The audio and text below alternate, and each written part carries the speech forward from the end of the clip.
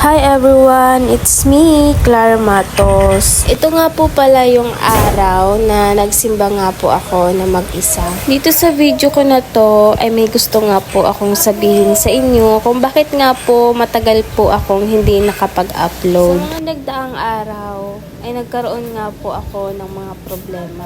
Pero may isang problema na gusto ko nga pong sabihin sa inyo para din po updated po kayo sa life ko dahil supporters ko na po kayo ng matagal. At sa kada punta ko nga po pala ng Naga City ay nagdidiretso nga po pala ako sa simbahan. At ayun, gusto ko nga po palang i-share sa inyo na nung mga nakaraang araw ay nagpa-check up nga po pala ako.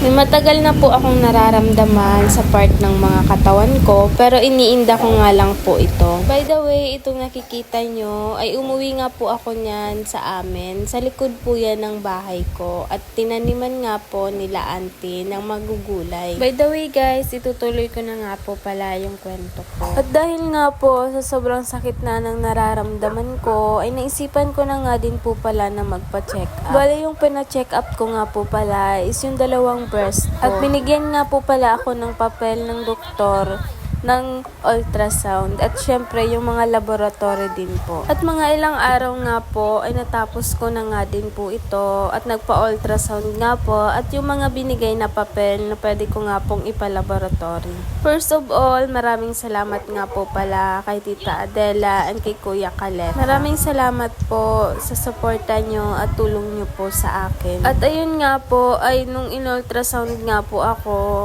ay nagkitaan po ng maliit na bukol yung dalawang breast ko. At yun po is kailangan nga po na every year ay magpa-ultrasound ako ng dalawang breast ko. Dahil sabi po ng doktor ay kailangan po itong agapan at observation po ito kapag hindi pa po gumaling yung sakit or yung bukol sa breast ko is kailangan ko nga po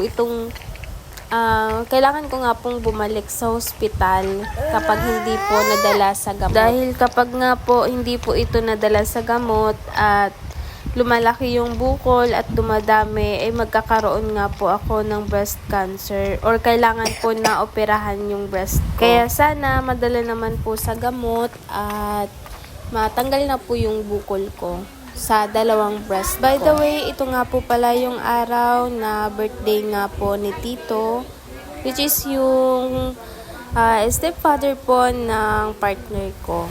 Bali dyan ay wala nga po pala si baby dahil nga po ay inuwi ko nga po doon kila auntie.